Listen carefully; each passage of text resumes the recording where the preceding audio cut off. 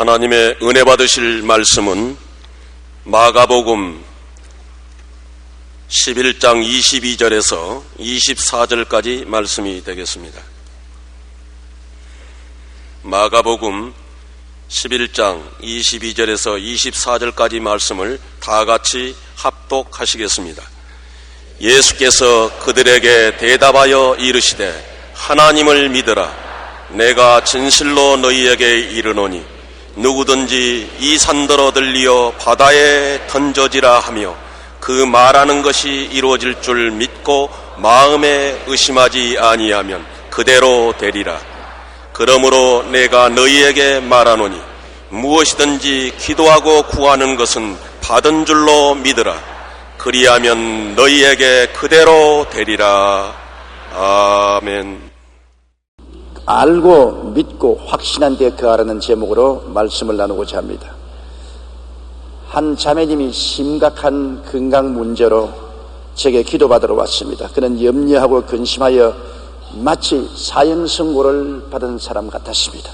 계속하여 식사를 할 수 없고 몸은 쇠약해지고 마음의 고통도 심각했습니다. 그는 여러 증상으로 보아서 그가 읽은 신문 기사나 TV에서 얻은 지식에 의하면 위암에 걸렸다고 단정을 했습니다. 제게 기도를 받은 후 병원에 가서 위 내시경 검사를 받았습니다. 그 결과 그저 가벼운 위염이 있을 뿐 암은 아니라는 확실한 지식을 얻었습니다. 그의 느끼던 감각이나 그가 생각하던 것과는 딴판이었습니다. 이제는 흔들리지 않은 확실한 지식, 거짓되지 않는 확실한 지식을 얻었습니다.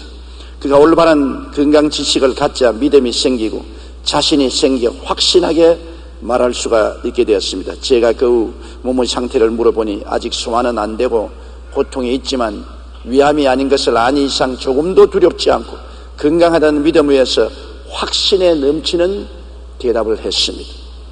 이처럼 우리는 하나님의 은혜를 누리기 위해서는 하나님의 말씀을 확실히 알아야 되는 것입니다. 우리가 환경을 바라보거나 감각에 의지하기나 느낌에 따라서 결정해서는 안 됩니다. 진짜 하나님이 주신 확실한 말씀 위에 서야 되는 것입니다.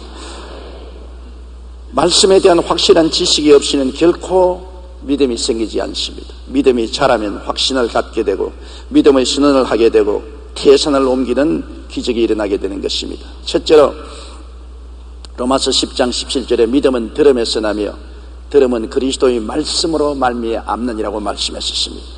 세상적인 믿음은 세상적인 지식에서 생겨납니다. 우리 감각과 경험과 이성적 깨달음에서 오는 지식을 가지고 세상에 우리가 살고 있지 않습니까? 우리가 우편국에 편지를 맡기면 목적지에 도달할 것을 믿습니다. 어떻게 믿습니까? 이것은 우리의 경험을 통해서 믿습니다. 내가 미국에 편지를 붙이든지 영국에 편지를 붙이든지 그 편지는 반전히 도달한다고 믿고 있는 것입니다. 이것은 우리의 경험적인 지식에 의한 것입니다. 또한 많은 돈을 은행에 맡깁니다. 은행이 돈을 떼먹을지 어떻게 합니까? 그럼에도 불구하고 사회적인 경험상, 통념상 은행은 믿을 수 있다고 우리가 믿기 때문에 은행에 돈을 맡깁니다. 비행기 타는 것도 보십시오. 망망한 태평양, 대서양을 인력 편지와 같은 비행기에 몸을 싣고 수십 시간을 날아갑니다. 정말 아찔한 일입니다. 그러나 비행기가 무사히 목적지에 도달할 것이라고 믿기 때문에 몸을 맡기는 것입니다. 이 세상의 믿음이란 인간적인 경험이나 상식이나 이성에 입각해서 우리가 믿는 것입니다. 그러나 하나님의 믿음은 그런 경험으로 믿을 수는 없습니다. 하나님의 믿음은 하나님의 말씀이 있어야 믿을 수가 있는 것입니다. 하나님의 말씀의 지식에 써야 되는 것입니다.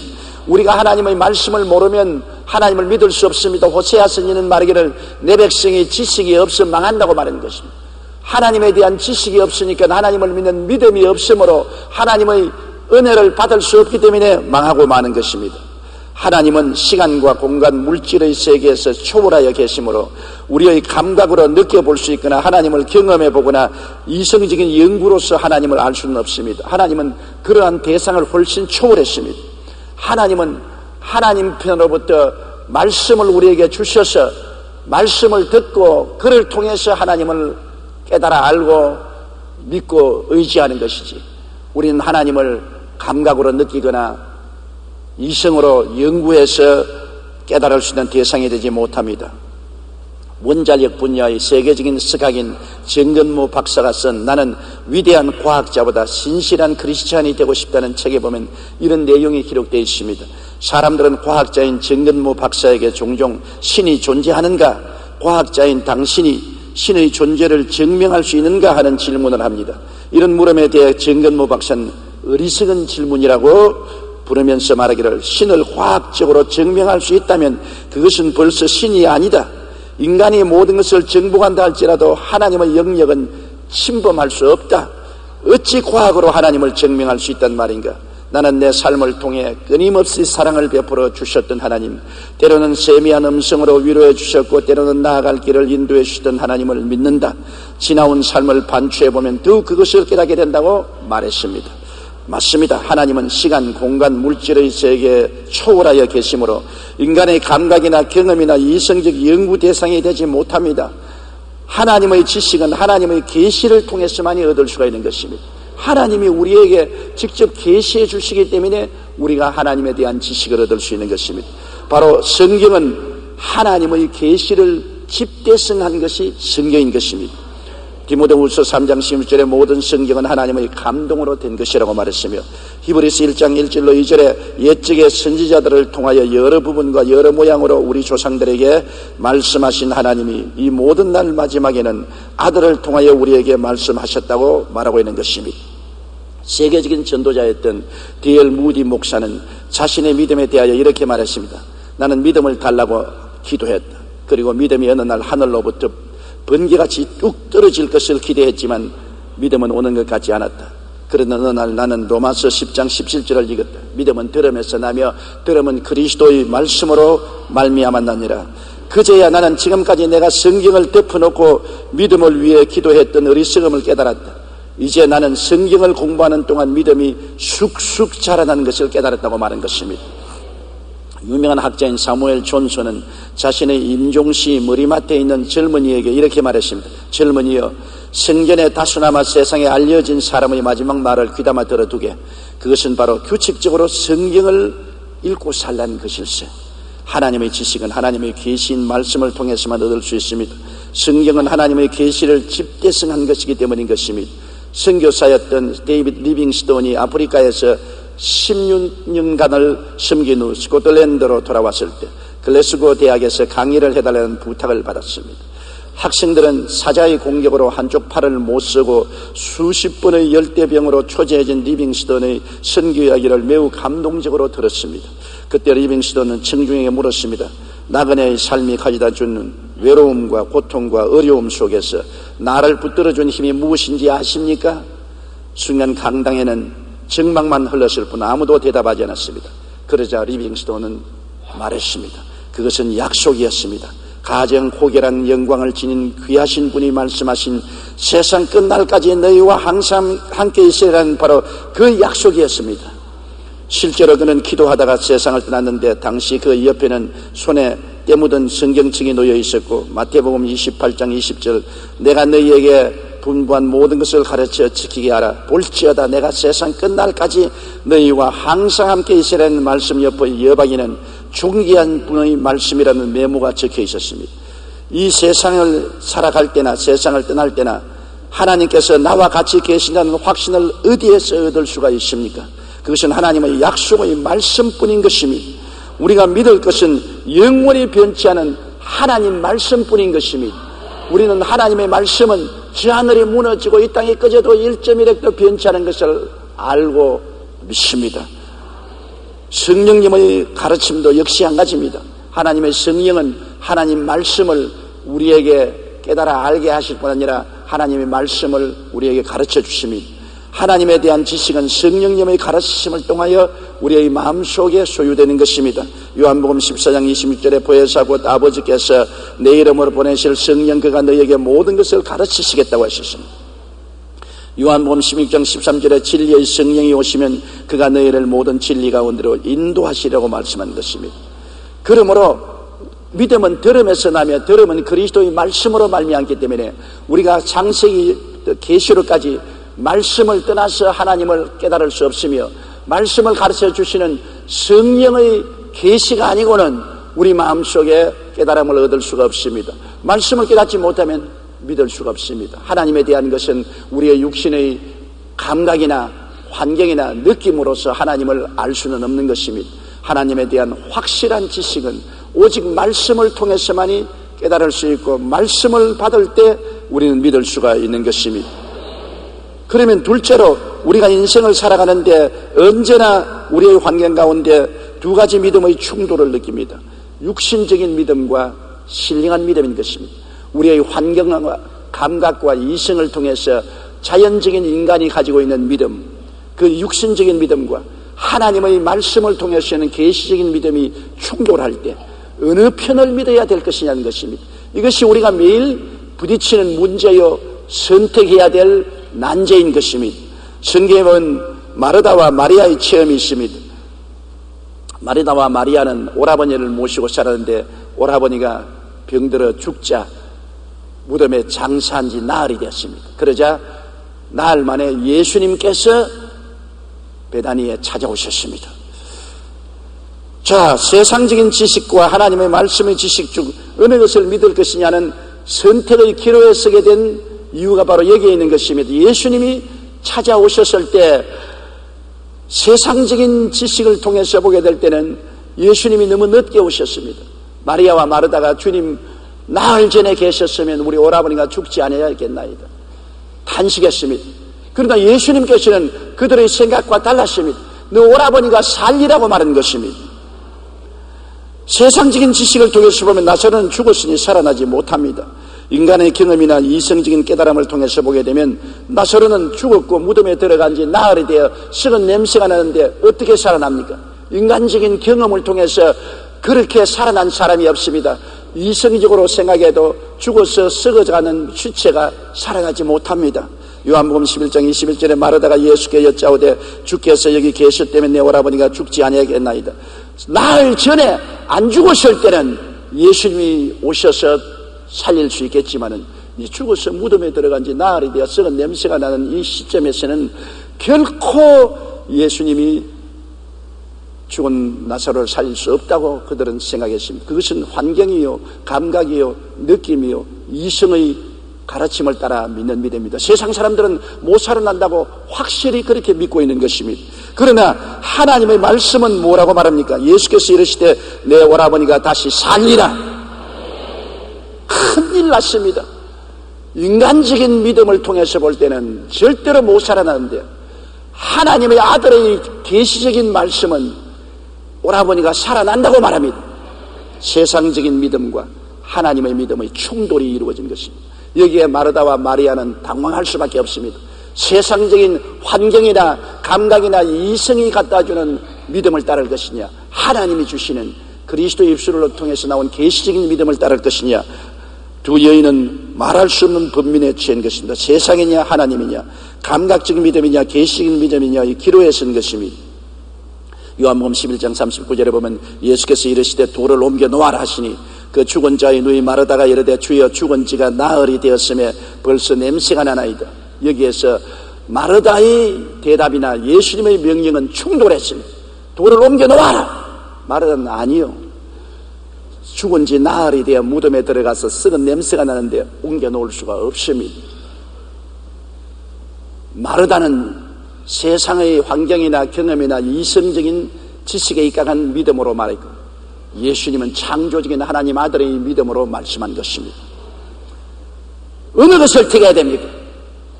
마르다와 마리아는 샌드위치가 되었습니다. 많은 유대인들이 같이 와 있습니다.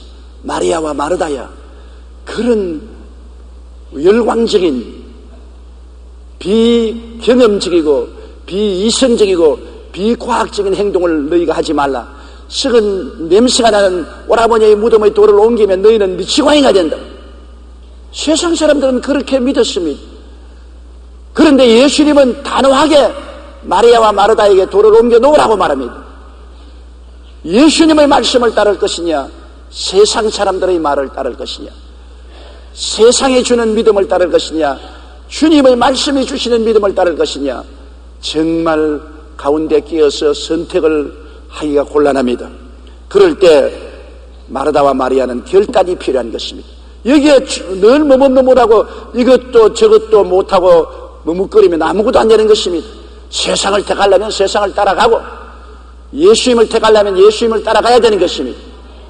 많은 사람들이 세상 사람이 생각지 않은 기발한 예수 그리스도의 말씀을 따르므로 욕도 얻어먹고 미쳤다는 말도 듣고 이단이라는 말도 들어도 단호한 결단을 따르고 예수님을 따라가면 하나님의 역사가 일어나게 되는 것입니다.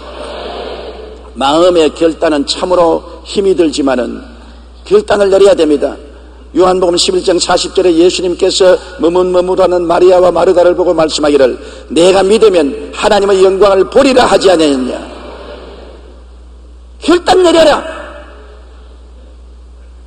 내 말을 믿으면 하나님의 영광을 볼 것이다. 그러나 결단을 내리지 아니하고 환경이나 감각이나 인간적인 이성을 의지하고 죽은 자가 어떻게 살아나냐, 그러고 불신앙하면 오라버니는 살아날 수 없는 것입니다. 나는 빌리 그라함 박사의 자서전에서 이런 글을 읽었습니다. 빌리 그라함 박사가 대학을 다닐 때 신신학적인 대학에 다녔습니다.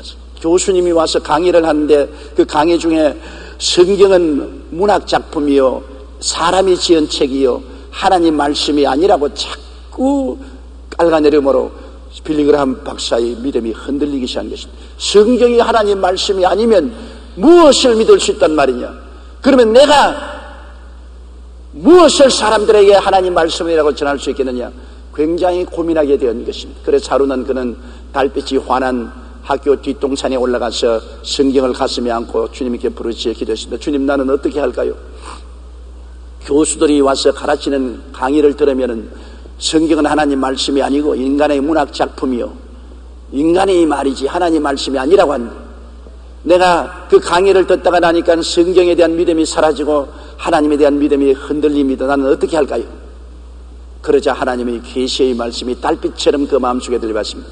너는 두말하지 말고 창세기부터 계시록까지 기록한 하나님 말씀을 하나님 말씀으로 받아들이기로 마음의 결단을 내려라. 흔들하지 말라. 세상 말에도 귀를 기울이고 하나님 말씀에도 귀를 기울이게 하지 말고 단호하게 성경은 하나님 말씀으로 받아들이기로 마음의 결단을 내려라. 그래서 빌리 그라함 박사가 주님, 오늘 이 시간부터 교수들이 뭐라고 말하든지 학자들이 뭐라고 말하든지 나는 상관하지 않고 하나님의 성경은 하나님 말씀으로 받아들이기로 결단을 내렸었습니다. 오늘부터 하나님을 성경을 통해서 믿습니다. 그러고는 빌리 그라함 박사는 일생 동안 흔들리지 않았다고 말했습니다. 그렇기 때문에 그의 설교 말씀에 언젠지 성경이 이렇게 말씀하시기를 절대 권위를 가지고 설교했고 수많은 영혼들을 주께로 인도할 수가 있었던 것입니다. 결단을 내려야 될 시간이 있습니다. 파스칼은 신앙이란 각 개인이 결단을 내려야 할 도박과 같다고 말했습니다. 그는 인간의 이성으로는 하나님이 있다는 것을 증명할 수도 없고 하나님이 없다는 것도 증명할 수 없다고 말했습니다. 오히려 하나님이 있다고 믿기로 결단하고 살아가는 사람에게 숨어 계시는 하나님께서 자신을 드러내신다고 말씀하셨습니다. 하나님을 증명하려고 하면 인간의 힘으로는 증명 못합니다.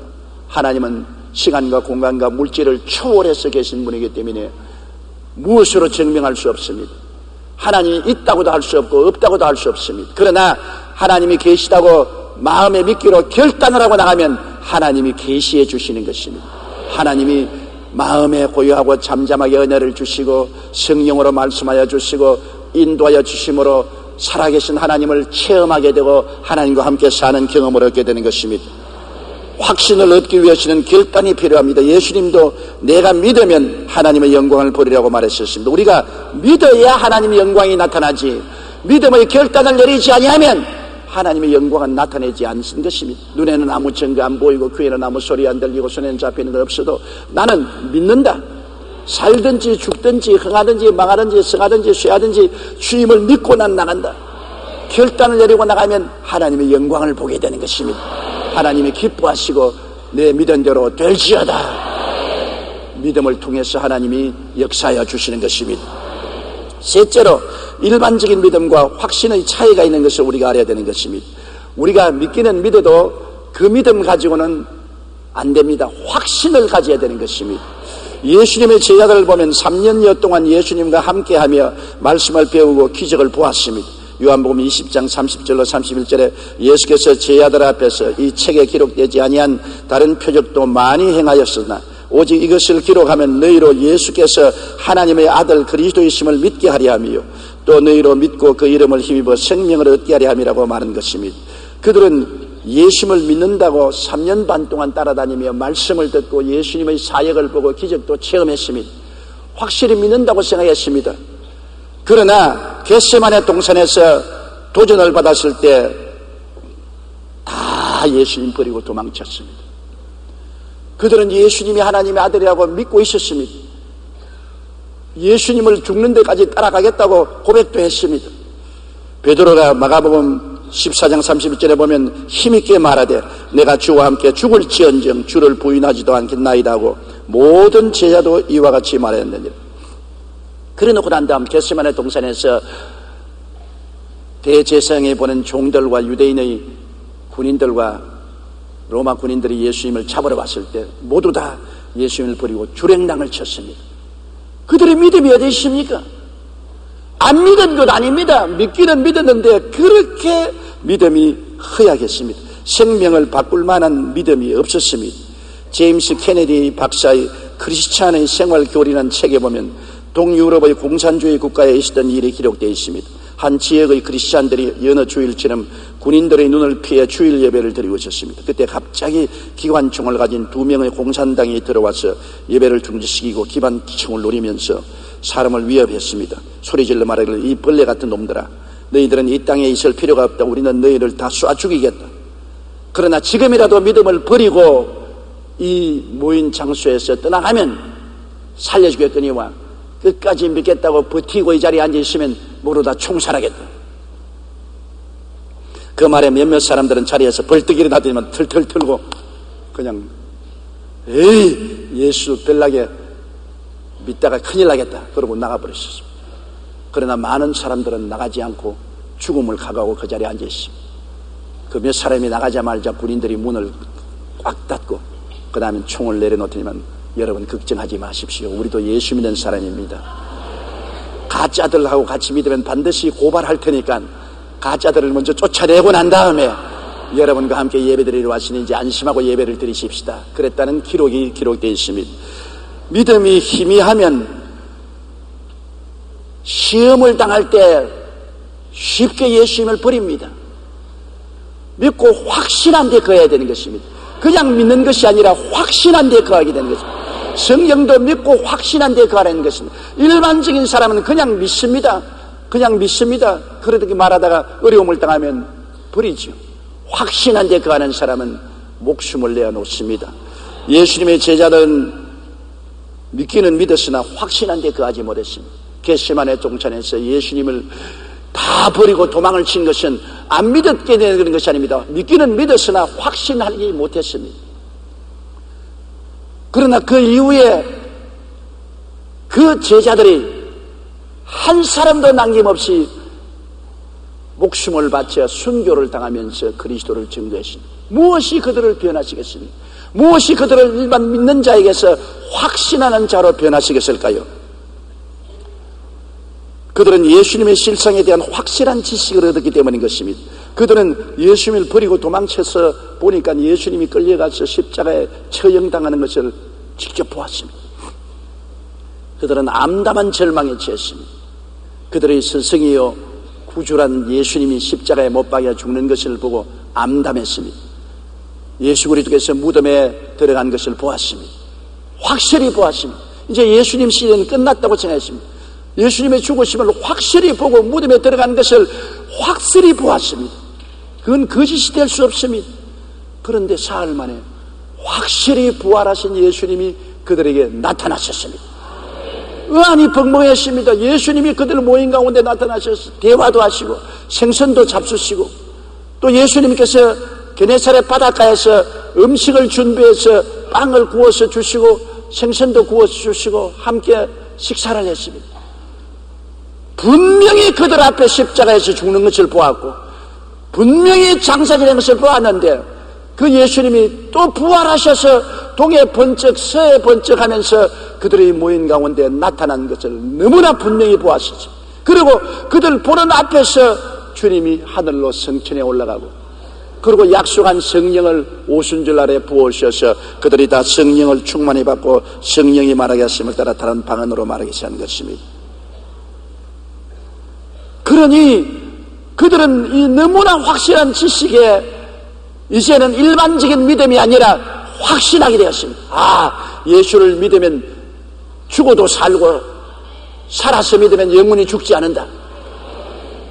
너무나 뚜렷하게 죽은 예수님이 살아서 그들 가운데 나타난 것을 보고 성천한 것을 보았기 때문에 이제는 걱정이 없습니다. 이제는 살아도 좋고 죽어도 좋다. 살든지 죽든지 죽을 것이다. 살아서 천당 가도 좋고 죽어도 천당 가니 좋다. 예수 그리스도의 복음은 너무나 확실하다. 이제는 그냥 믿는 것이 아니라 확신하게 된 것입니다. 사도행전 2장 22절로 24절에 너희도 아는 바와 같이 하나님께서 나사렛 예수로 큰 권능과 기사와 표적을 너희 가운데 베푸사 너희 앞에서 그를 증언하였느니라. 그가 하나님께서 정하신 뜻과 미리 하신 대로 내어준 바 되었거늘 너희가 법 없는 자들의 손을 빌려 못 박아 죽였으나 하나님께서 그를 사망의 고통에서 풀어 살리셨다고 담대하게 말할 수 있었습니다. 그 확신이 죽음조차 초월하게 만들었습니다. 너무나 확실하니까 이제 죽는 건 끝나지 않습니다. 예수님이 내가 너희를 위하여 처소를 예비하러 가느니 가서 처소를 예비하면 다시 와서 나 있는 곳에 너희도 함께 있게 하겠다는 말씀 너무나 확신하게 된 것입니다. 아, 육신의 장막지 무너지면 무슨 걱정할 거 있노? 내가 주님 예비한 영원한 천국에 들어갈 것인데 죽이면 죽여봐라. 나는 그리스도를 증거하겠다. 이러한 담대함을 가지게 된 것입니다. 사도행전 4장 18절로 20절에 그들을 불러 경고하여 도무지 예수의 이름으로 말하지도 말고 가르치지도 말라 하니 베드로와 요한이 대답하여 이르되 하나님 앞에서 너희 말을 듣는 것이 하나님 말씀 듣는 것보다 옳은가 판단하라. 우리는 보고 들은 것을 말하지 아니할 수 없다 하니 보십시오. 보고 들은 것이 너무나 확실합니다. 진짜로 죽고 진짜로 장사 지낸 거 보았습니다. 부활해서 나타나셔서 함께 식사를 하고 함께 말씀을 나눈 것을 체험했습니다. 보는 앞에서 성천하는 것을 보았습니다. 다시 오겠다는 약속도 들었습니다. 이제 더 이상 무엇을 의심할 수 있는 것입니까? 이제는 믿음이 아니라 확신인 것입니다. 사도행전 20장 24절에 바울 선생님이 말한 것을 보면 내가 달려갈 길과 주 예수께 받은 사명 곧 하나님의 은혜의 복음을 증언하는 일을 마치려 하면 나의 생명조차 조금도 귀한 것으로 여기지 아니한다고 말한 것입니다. 로마서 8장 35절에 누가 우리를 그리스도의 사랑에서 끊으리요 환난이나 공고나 박해나 기근이나 즉시나 위험이나 칼이냐 내가 확신하노니 사망이나 생명이나 천사들이나 권세자들이나 현재일이나 장래일이나 능력이나 높음이나 깊음이나 다른 아무 어떤 피조물이라도 우리 주 그리스도 예수 안에 있는 하나님의 사랑에서 끊을 수 없으려는 이러한 확신을 갖게 된 것입니다. 유세비우스 교회사에는 예수님의 12제자의 순교 일지가 기록되어 있습니다. 그들이 얼마나 확신했던지 그냥 믿었을 때는 겟세마네 동산에서 예수님을 버리고 다 도망쳤으나 죽었다가 부활해서 함께 식사를 하고 성천하고 보내신 성령을 받고 난 다음에 그들의 믿음은 확신으로 변했기 때문에 모두 다 죽음으로써 그들의 증거를 인쳤습니다. 왜 하나님은 12제자를 다 순교하게 했습니까? 그것은 예수 그리스도의 복음이 너무나 확실하기 때문에 죽음으로도 부인하지 않는다는 것을 훗날에 보여주기 위한 것입니다. 목숨을 바쳐서라도 우리가 보고 들은 것이 확실하다는 것을 증명하기 위해서 제자들 모두 다 순교당하도록 주님이 허락하신 것입니다. 베드로는 로마에서 가서 전도하다가 십자가에 거꾸로 못 박여 죽었습니다. 안드레는 헬라에 가서 전도하다가 아가야성에서 X자형 십자가에 줄로 매달려 죽임을 당했습니다. 야고보는 예루살렘에서 헤로데에게 칼로 목베어 죽임을 당했습니다. 요한은 예수님의 유언대로 마리아를 모시고 살다가 주 70년 예루살렘이 로마에게 멸망당한 후에 에베소에 가서 전도하다가 핍박을 당해 끓는 기름 가마에 던져졌지만 튀어나왔습니다. 놀란 박해자들이 그를 밤모섬으로 귀양 보내고 거기서 요한은 묵시를 받아 계시록을 기록한 후 세상을 떠났습니다. 빌립은 소아시아 부르기아에 가서 전도하다가 기둥에 매달려 죽임을 당했습니다. 바돌로메는 알마니아에 가서 전도하다가 거꾸로 십자가에 매달려 죽임을 당했습니다. 도마는 인도에 가서 전도하다가 창에 맞아 죽었습니다. 마태는 이티오피아에 가서 전도하다가 목베임을 당했습니다. 알페오의 아들 야곱은 성전 꼭대기에서 떨어뜨려 죽임을 당했습니다. 가나안인 시몬은 애굽에 가서 전도하고 유대에 돌아와서 전도하다가 활에 맞아 죽었습니다. 야고보의 아들 유다는 바사에 가서 전도하다가 활에 맞아 죽었습니다. 가룟 유다 대신 선출된 제자 matti아는 이티오피아에 가서 전도하다가 돌에 맞아 죽었습니다. 고난 앞에서 예수님을 버리고 달아났던 제자들이지만 예수님의 부활과 성천을 경험하고 성령을 받자 예수님의 실상에 대한 확실한 지식을 가졌기 때문에 죽음으로 증명했습니다. 말로만 증거한 것이 아닙니다. 예수를 부인하면 살려주겠다고 하는데도 불구하고 그들은 절대로 예수를 부인하지 아니하고 목숨을 내어놓아서 피로써 그들의 증거에 도장을 찍었습니다. 그렇기 때문에 여러분, 예수님의 제자들의 순교란 의미가 깊습니다.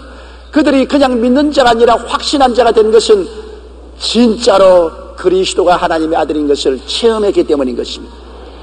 그가 십자가에 죽는 것도 진짜고, 무덤에 들어간 것도 진짜로 보았고, 부활하신 것도 진짜로 보았고, 눈앞에서 성천한 것도 보았고, 약속한 성령을 보내신 것을 체험한 그들은 이제는 의심할 도리가 없었습니다. 의심이 들어갈 틈이 없었습니다. 죽음으로써 그들의 증거를 다 확인한 것입니다. 이처럼 여러분, 예수 그리스도가 구주된 것은 확실한 사실인 것입니다. 진리의 말씀은 거짓이 없습니다. 예수님이 우리 위해서 십자가에 돌아가시고 부활하셔서 성천하시고 하늘에 우리의 있을 곳을 예비한 것은 틀림없는 사실인 것입니다. 두려워할 필요고 놀랄 필요가 없습니다. 땅에 있는 장막집이 무너지면 손으로 짓지 않은 영원한 집이 우리를 위해서 예비해 있는 것입니다. 우리가 살면 주를 위해서 섬기고 죽으면 천당 가는 건 너무나 확실한 것입니다. 그렇기 때문에 예수 믿는 삶은 두려워하고 놀라는 삶이 아니라 편안한 삶이 되는 것입니다.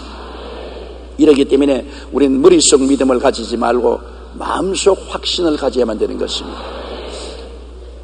지식은 머릿속에 있지만 깨달음은 마음속에 들어오는 것입니다.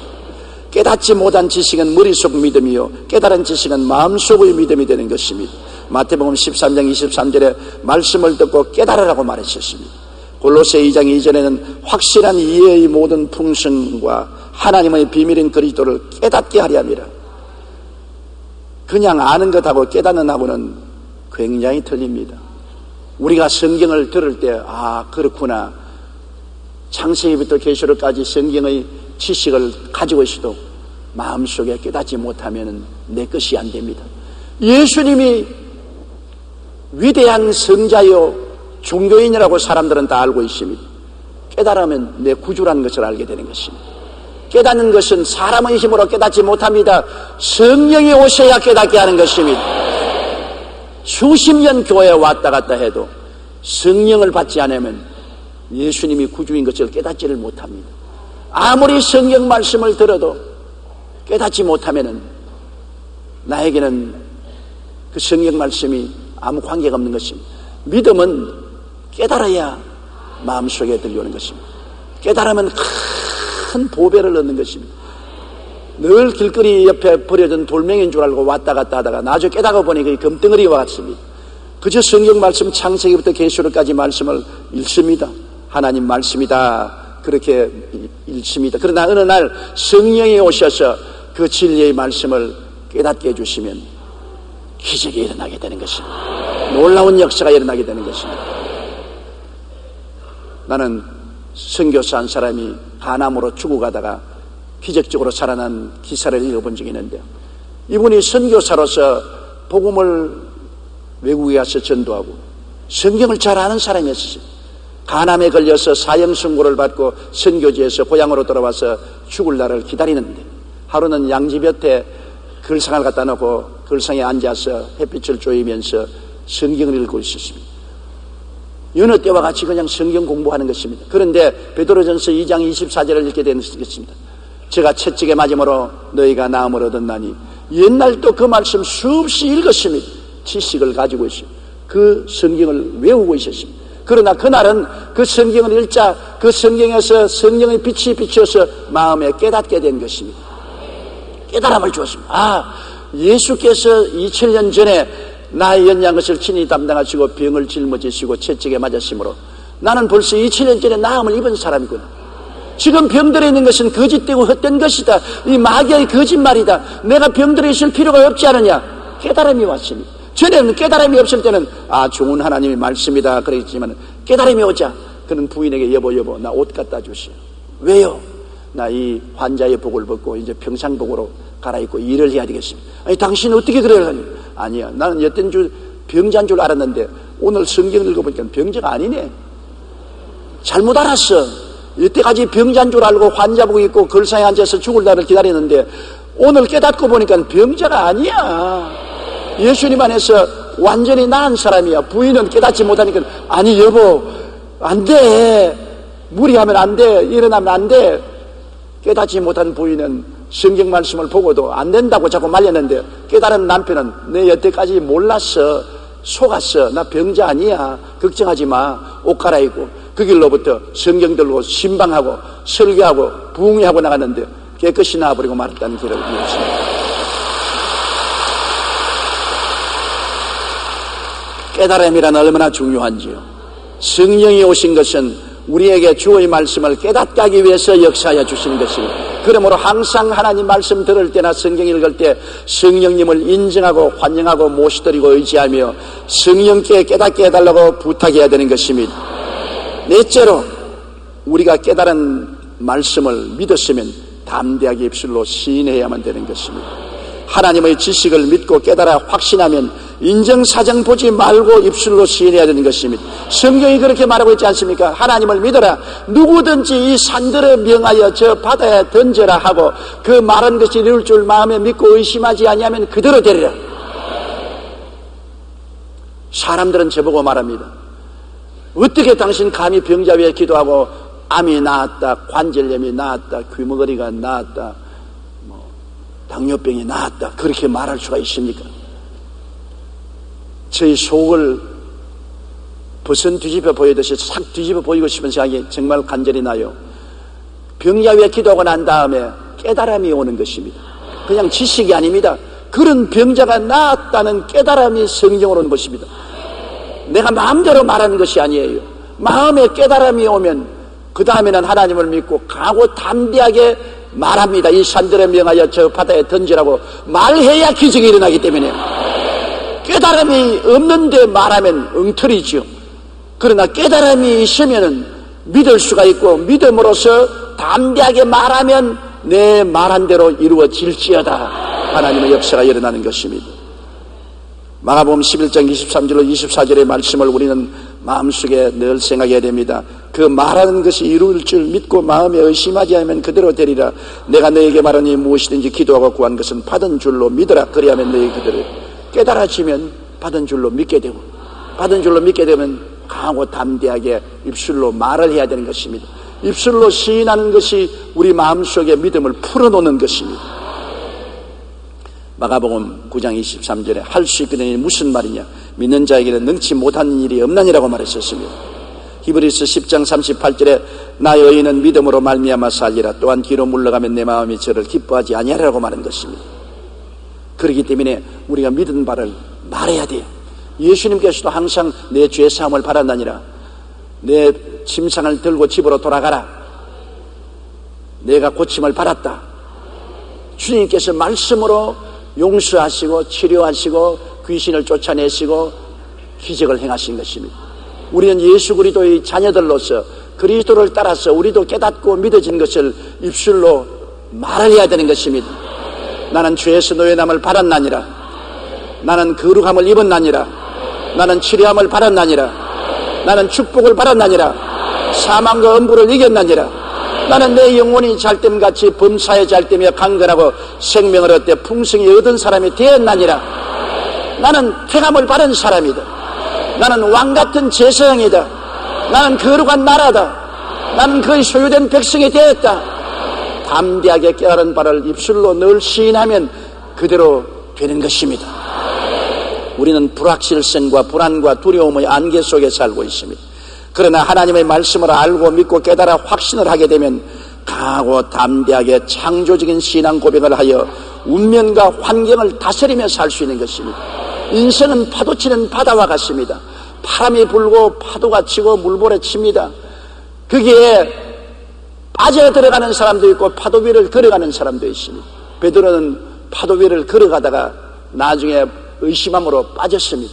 우리 예수 믿는 사람은 주를 바라보고 믿고 확신하고 강하고 담대하게 선언함으로 인생의 파도를 밟고 걸어갈 수도 있고, 불신앙함으로 파도에 빠질 수도 있는 것입니다. 여러분 모두 다 예수 그리스도의 이름으로 말씀을 깨달아 알고 진리 위에 서서 승리적인 삶을 살게 되시기를 주의 이름으로 축복합니다. 우리 찬송가 344장을 한번 부르십시다. 이 눈에 아무 증거 아니 되어도 믿음만을 가지고서 늘 걸으며, 이 귀에 아무 소리 아니 들려도 하나님의 약속 위에 서리라. 걸어가세 믿음 위에 서서 나가세 의심 버리고, 걸어가세 믿음 위에 서서 눈과 귀에 아무 증거 없어. 다같이 고개 숙여 기도드리겠습니다. 사랑이 많으신 우리 아버지 하나님, 우리는 믿고 확신할 수 있는 말씀을 가지고 있음을 감사합니다.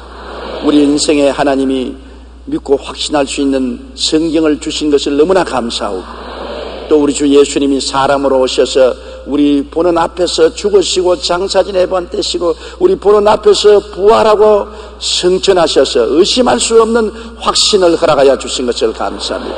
그러므로 인생을 불안과 공포 속에 살지 말고 믿고 확신한 데 살고 강하고 담대한 믿음의 선언으로 기적을 동반하는 삶을 살게 하여 주시옵소서.